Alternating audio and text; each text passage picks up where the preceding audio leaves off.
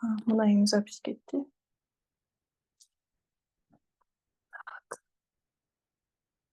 Canva'га кирсеңиздер, ичинде мына ушундай көп функциялары бар. Canva'нын мына биринчи бетин эле караңыздар, мен жылдырып атам. Ушул жерден карайсыздар, сиздерге керектүүлөр соцсети деген бар. Соцсетине кирсеңиздер, мына катар менен чыгат. Instagram, Facebook, LinkedIn дегендер. Сиздер көбүнчө Instagram, Facebook менен иштейсиздер. Мына астында публикация Instagram деген. Instagram'dагы 4 бурчтук публикация бар. Публикация Facebook деп турат. Бул Facebook'ка да квадрат размериндегилер кирет. Андан кийин история Instagram деп турат. Бул Instagram'га толук экран менен 916 деген размерде кирет. Чоң экран менен болот, а. Статус WhatsApp. WhatsApp'тын статусуна дагы атайын размери бар. Фон для Facebook. Facebook'га фонго да иштетселер болот. Короткий видеороликтер жасаса болот ал жерден. Instagram үчүн 10 секунд, 8 секунд, 15 секундтага чейин жасайт. Видео TikTok. Мына TikTok үчүн дагы атайын шаблондор бар. Ушул шаблондорду алып колдонуп жасасаңыздар болот. Обложка для YouTube. Мен мына YouTube'дагы сабактарымды чыгарып атам, обложкасы жок эле. Мен ушудан кирип, мисалы, обложка жасап койсом болот. YouTube'дун атайын өзүнүн размери менен чыгарып жасап берет да. Шаблондор да бар, ошо шаблондон дагы алып өзүмдүкүн коюп жасап койсом болот. Так, азыр мынау жерде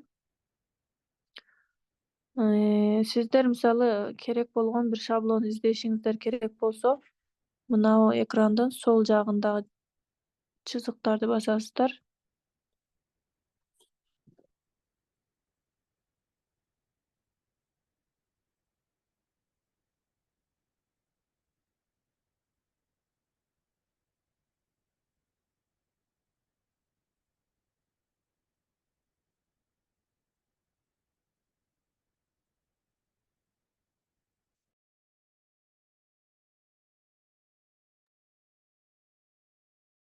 Менин үнүм угулуп атабы?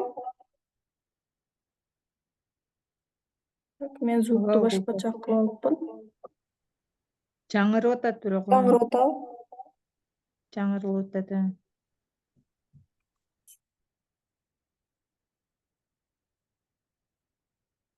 Эми кандай болду?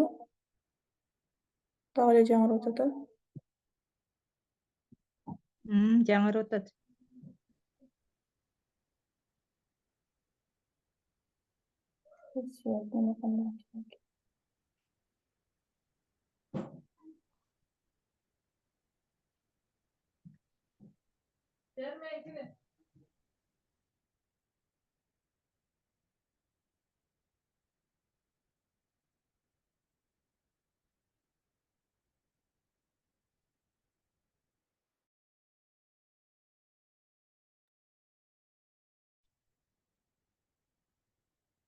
Үнүм эми жаңырып атабы, жокпу? Жаңырбай калды. Жаңырбай калды эми.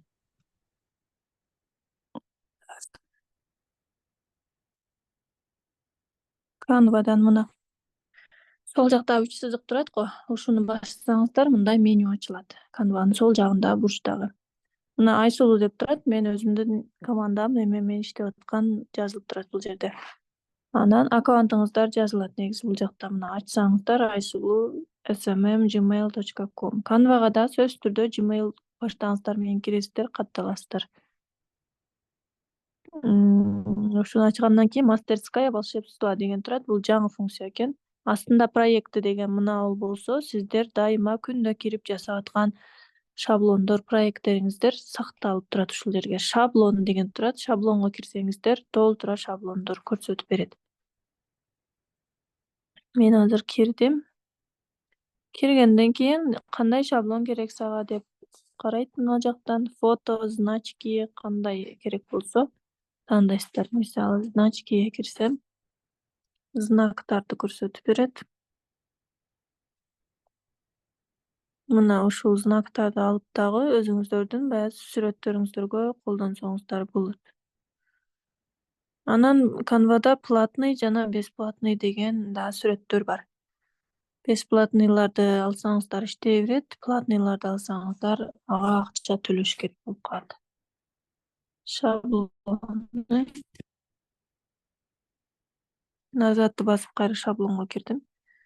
Ищите среди тысячи шаблонов деп турат да мына үстүндө. Ушул жерге жазасыздар шаблон, кандай шаблон керек. Мисалы, мен орусча жазайын. Онлайн курс деп жазсам, ошол курска байланышкан баннерлер, жарыялар көрсөтүп берет. Так, мына төртөө эле экен го. Онлайн курс английский deyince.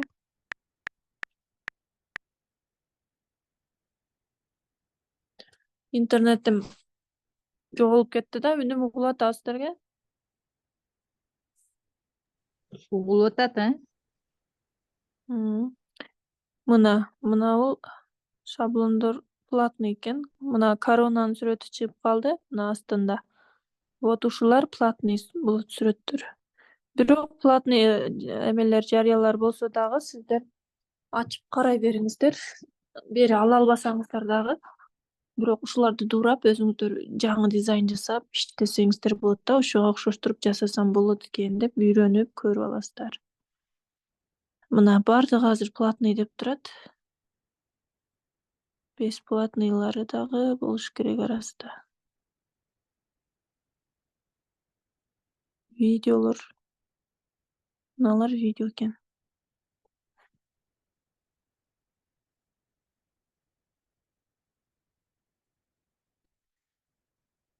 Интернетим жоголуп кетти, жакшы иштебей атат.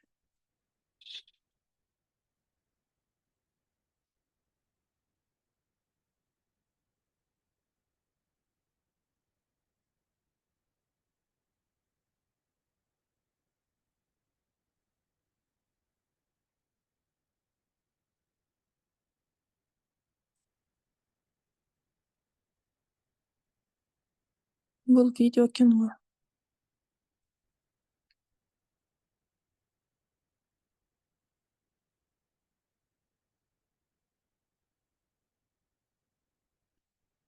Так, кайра 3 чызыкты басып туруп, назадга чыгабыз. Главный дегенге чыгып туруп, мына жактан да башканы жазабыз анда.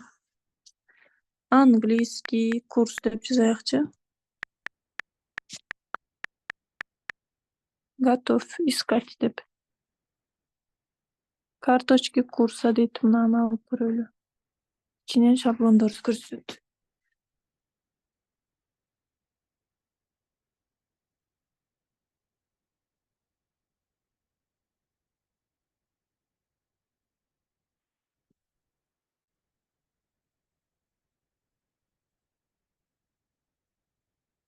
Мына мисалы математиканыкы бар экен.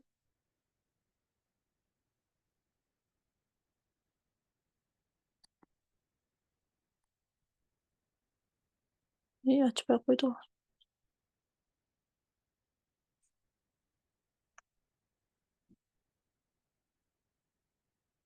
Биринчи ушундай жөнөкөй, простой шаблондорду алып иштетип көрүңүздөр. Кийин анан бара кыйыныраак, мындан да жакшыраагын жасап үйрөнөсүздөр. Мына сүрөткө бир бассак, бардыгынын редакциясы ачылат. Сүрөттө аркадагы сүрөттөрдү бассак, булар дагы ачылат. Мына эки сол жак, оң жактагы точкалар менен ары бери чылдырып өзгөртсөңүздөр болот. Же ушуну өзүн эле колдонсоңуздар болот. Мына мат дегенге кирип, править деген турат мына астында. Ушул жакты карап, менюнун бардыгы инструменттери ушул жакта болот. Править дегенди бассак, өзгөртөт.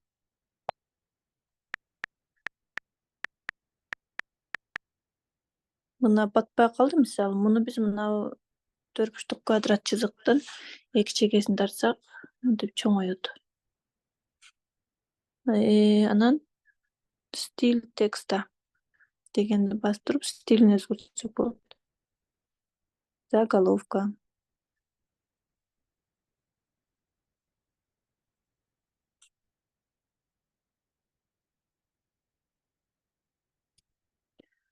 Дагы размер шрифта деген бар. Мына жактан размерин чоңойтуп кичинертсеңиздер болот. Цвета деген бар. Цветтерде мына ачып туруп, астынан да өзүңүздөр каалаган түстөргө өзгөртсөңүздөр болот. Так, мына B деген формат. Жирный кылса болот.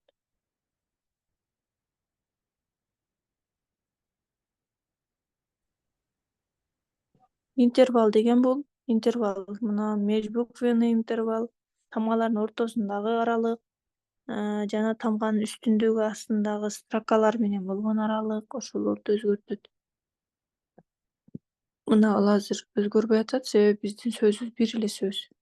Межбуквенныйды кылсак, мына тамгалардын ортолору ажырап, алыстайт.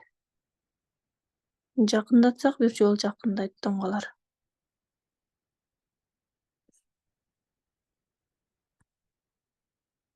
Андан кийин эффекти деген бар. Текст жазуубузга эффект коюп берет, мындай кооздоп.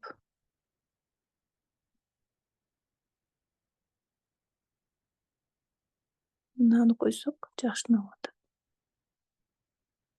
Мына парение, тень. Ар кандай варианттар бар. Сиздердин өзүңүздөрдүн дизайныңыздар, сүрөтүңүздөр, аркасы, задний фондо кандай түс болуп атат, кандай сүрөттөр бар, түстөр бири-бирине келиштирип туруп коесуздар да жазууларды дагы. Мисалы, кара сүрөттүн үстүгө кара жазуу менен жазып кое албайсыздар, көрүнбөй калат. Түстөр бири-бирине сочетание цвета деген бар, дал келиш керек да. Айкалышып туруш керек.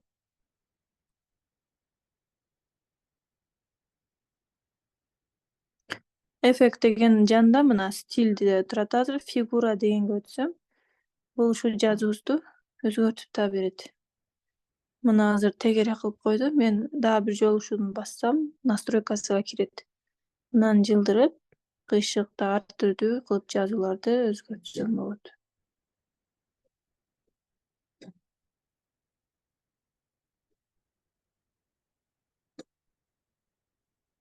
Вот. Анан жанында анимация деген бар. Текстибизге анимация кыймыл берет.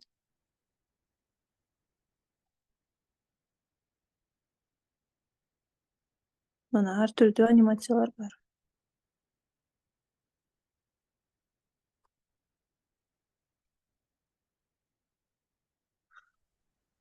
Андан кийин появление деген бар, пайда болушу. Оң жактан, сол жактан келип чыгып калгандары, үстүнө түшүп калгандары. Булар да анимация болот. Прозрачность деген бар. Бул деген түстөрүн бир аз күңүрт кылып азайтып бере турган прозрачность. Көрүнөр көрүнбөс кылып өзгөртөт. Кээ бирки өтө коюу болуп жазылып калган, коюу краска менен жазылган жазууларды ушундай прозрачностьун азайтып койсо, билинбей калат да, азыраак болуп, суюк көрүнүп калат. Мына төрпүш тутса жылдырса болот. Муну мынтип кармап, нары бери жылдыра беребиз. Үстүндө эки чекеде точкалар менен кармасак, бул чоңоет, кичинерет, размерин өзгөртсөк болот. Ар бир детальды мындай кармаганыңыздарда өзү монтип астына функциялар чыгып калат да. Инструменттери эмне кылса болот, эмне кылса болбойт. Кылса боло тургандары ушинтип чыгып калат. Мына рамканын азыр түсүн өзгөртсө болот экен да. Ошон үчүн астынан свет чыкты. Түсүн мынтип өзгөртсөк болот. Андагы анимация койсо болот экен, анимация чыгып калыптыр. Мына анимация да иштейт.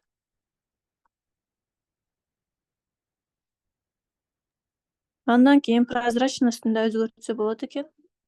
Чыгарып коюптур. Мына прозрачностун койсок дагы өзгөрүп атат.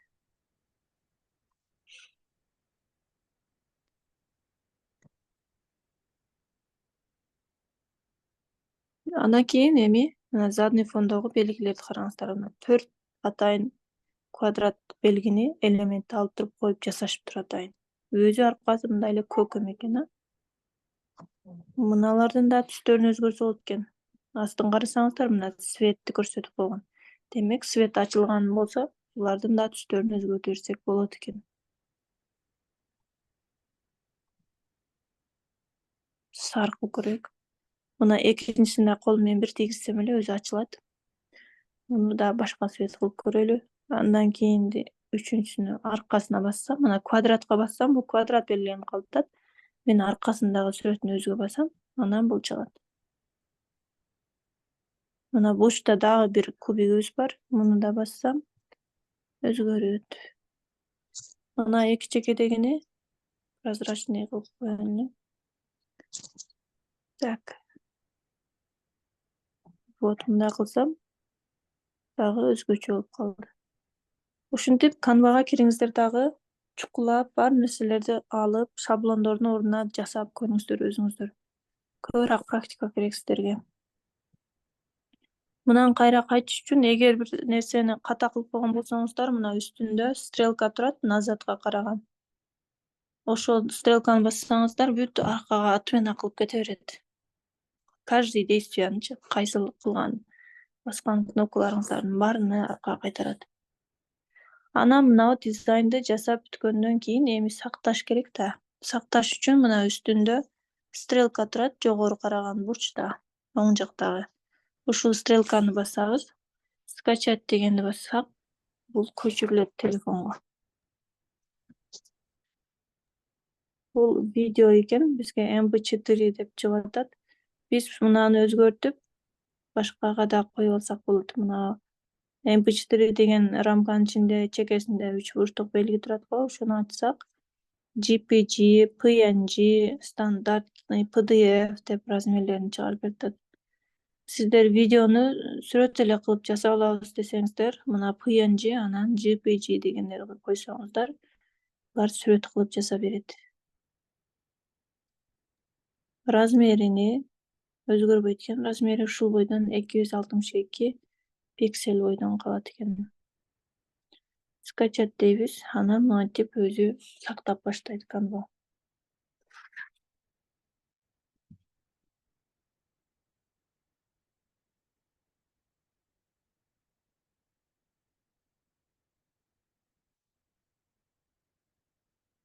Сактап бүтүп калды, бүткөндө ушинтип чыгып калат.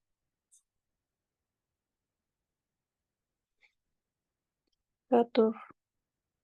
Эми бул түшкөн, сакталгандан кийин бул сүрөтүңүздөр галереяга түшөт. Биз назатка кайра башка шаблон алыш үчүн баягы эле 3 сызыкты басып туруп, главныйды басып чыгып кетебиз. Башка бетке барып, да башка нерселер жасасак болот.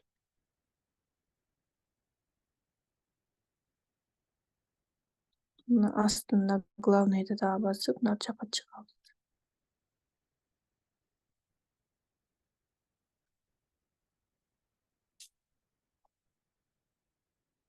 Соцсетиге кирип, Instagramга история жасап көрөлү мына жактан.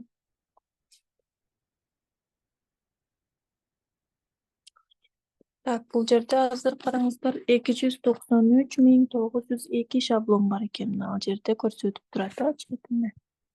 Создать пустой деп, мына пустой турган шаблонду алып өзүңүздөр пустой жасасаңыздар да болот. Же болбосо астынан мынияка түшүп, ушул шаблондорду алып иштетсеңиздер болот. Азыр эми мынаны караңыздар.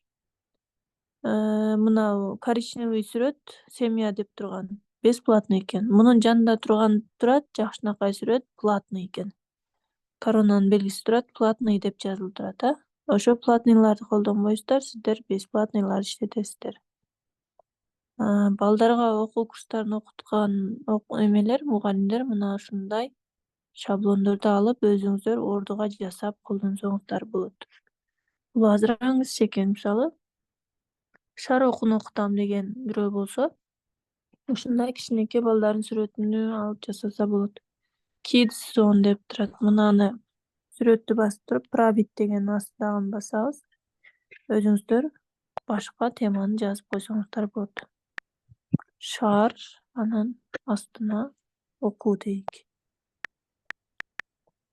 Мына астындагы бантиктин ичинде жазууну дагы бир башка сөзгө өзгөртүп коелу. Эмне десек?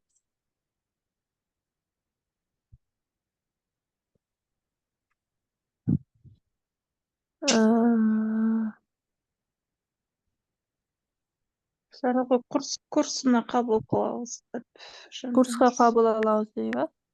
Мгм. Курска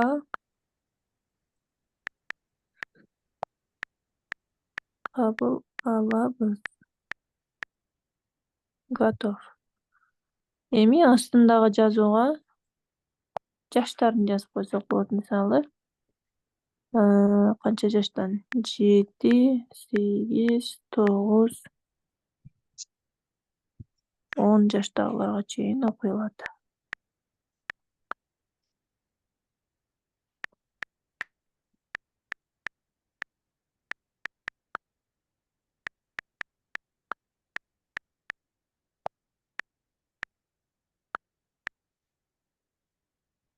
Готов деп сактап, мынаны мынтип басып жылдырсак жыла берет бул. Колуңуздар менен ары бери сүрсөңүздөр жыла берет. Өзгөртүш керек болгон жерлерди ушинтип ар бирине мынтип колду тийгизсек эле жыла берет. Мына булутту дагы өзгөртсөк болот. Бул шаблон да себеби. Мына булутту да кармасак мынтип жылат. Жылдырсаңыздар. Башка жака коюп койсо да болот. Мына балдар дагы ар бири бирден коюлган. Бассаңыздар мынтип жылат ар бири. Булар дагы жылат. Бири-биrini кучактатып койсоңуздар да болот. Мына мисалы мунун мынтип бияка жылдырып, муну мунун жанына жылдырып койсо дагы башкача сүрөт пайда болот. Ойноп аткан болуп. Мына астында рекламасы, бул баягы өздөрүнүн реклама кылыш үчүн жасаган компаниялар муну өчүрүп чыгаберсиздер, удалить этип. Астына эми өзүңүздөрдүн номер, телефон номер, фамилия атын же айылды, адрести жазыш керек болсо мына текст дегенди басабыз дагы. Добавить заголовок, подзаголовок деген турат. Анан кичинекей ничке текст, основной текст деп турат. Текстиңиздер чоңураак жазылсын десеңиздер, ошо заголовок дегенди аласыздар.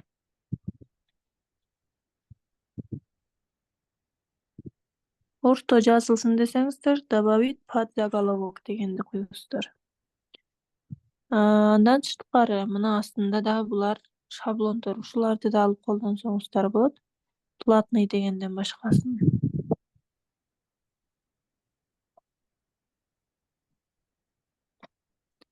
Только булар ушул англисче жазылган болсо, англисче тамгада гана ушундай көрүнүштө жасалат да. Кыргызча тамга менен жасасаңыздар мындай сулуу болуп чыкпайт да ал тамгалар. Себеби булар англис тилинде жасалган үчүн ушундай сулуу көрүнүп атат. Бизге орусча алфавит менен жазыш үчүн мына эле немелер туруп келет, заголовок деген. Текстке бул жака. Бужум айылында. Бужум айылы. Адрес деп туруп бир адрес жазып коелук.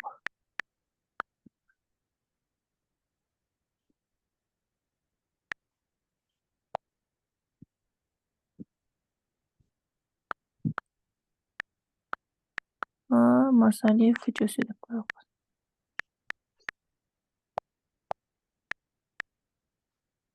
Масалиев. Так. 56-үй дегендей жазып койдук. Эми муну көрүнө турган жерге. Азыр мына ал жерде мына текстибиз туура болду. Эми караңыздарчы, түстөрү туура келет бири-бириге. Адрес жазганыбыз.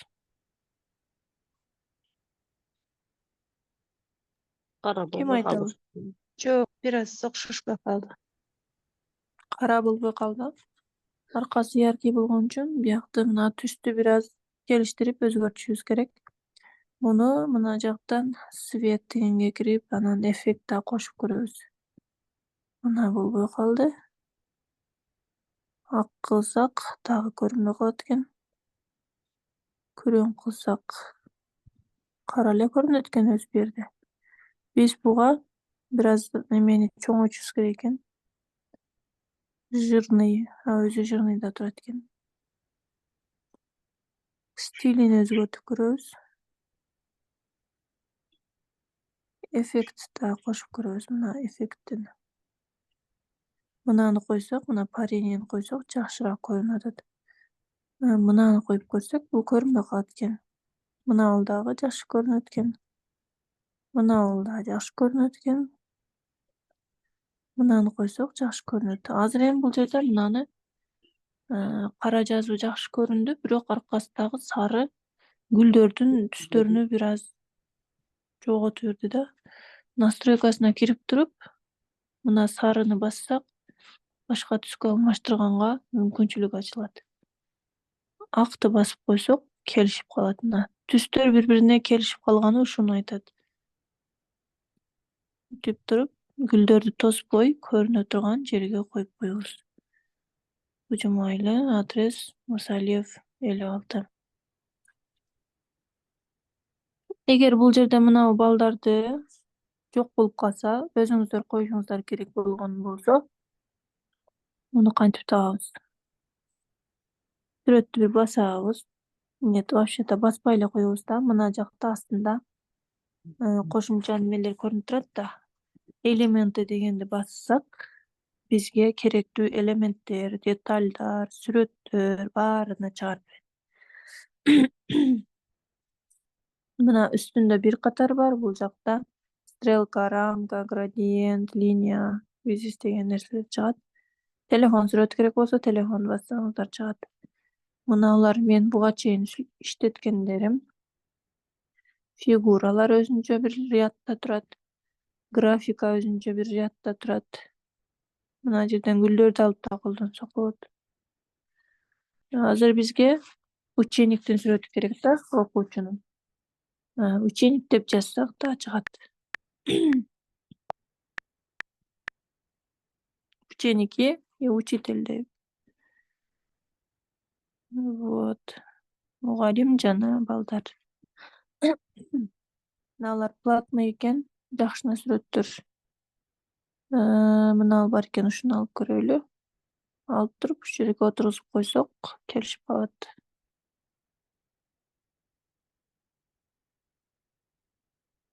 Так. Мына. Туура келдиби? Отургузуп койдук. Эми мына текстибиз жабылып калды. Муну бир аз бул жака жылдырып коебуз. Мына элементы деген жерден ушинтип ала аласыздар. Бүттүк. Эми бүткөндөн кийин муну скачать этишибиз керек. Мына үстүндөгү стрелканы басабыз. Скачать деп чыгып калат. Муну басабыз. Мына PNG дегенден.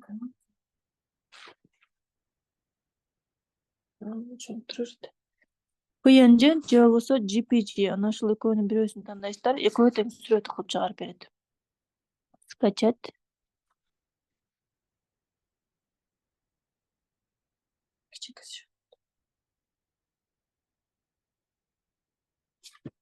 Мына Canva'дан скачать этип бүткөндөн кийин өзү предлагать этип калат, мынтип сунуштап.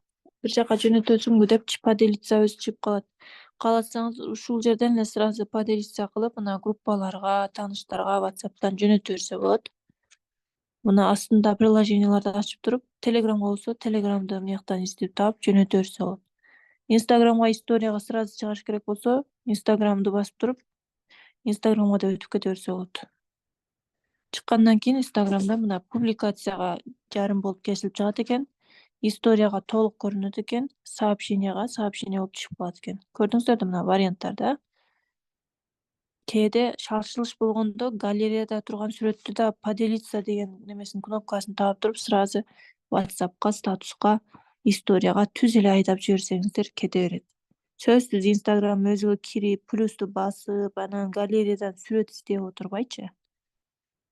Ошондо тез-тез иштеп үйрөнөсүздөр. Телефонду ошончолук тез иштетип үйрөнөсүздөр, убакытты дагы үнөмдөйсүздөр.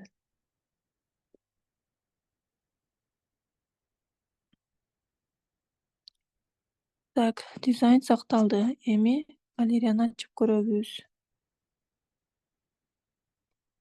Мына.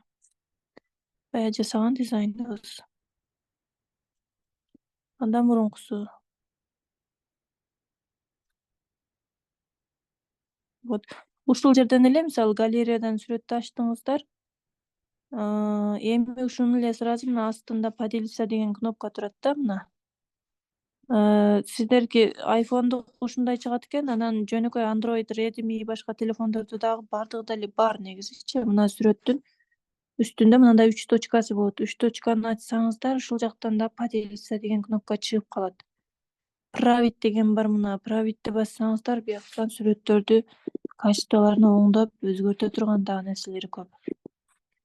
Буну акырындан кийинчерээк дагы үйрөнө бересиздер. Азыр пока Canva'ны көчүрүп алып, ушуну иштеткенди үйрөнүңүздөр. Анан галереядан дагы сүрөттү оңой жасап коюунун жолдорун үйрөтөм.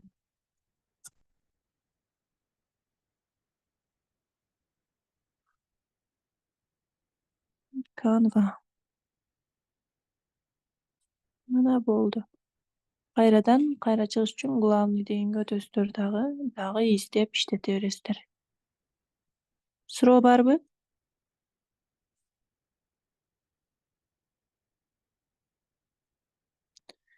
Алло, мени угуп атасыздарбы? Ооба, угуп атабыз. Рахмат. Жакшы нерсе. Канча адам угуп атат? Уктап калбады булар? Мен да угуп атам. Э,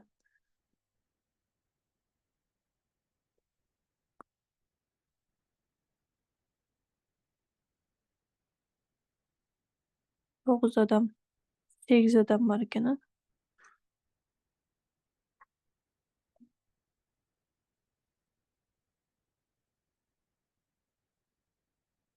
Болду, анда ушул Canva'ны көрсөттүм. Бул сабакты сактайлы.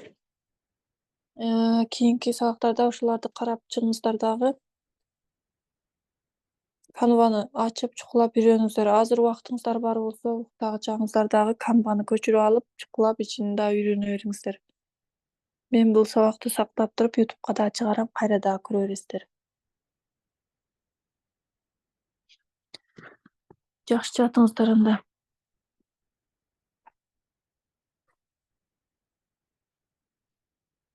Макул, рахмат сага да. Суроо жок, рахмат дейт. Болуптур, жакшы жатыңыздар. Сага да чоң рахмат. Макул. Болуптур анда.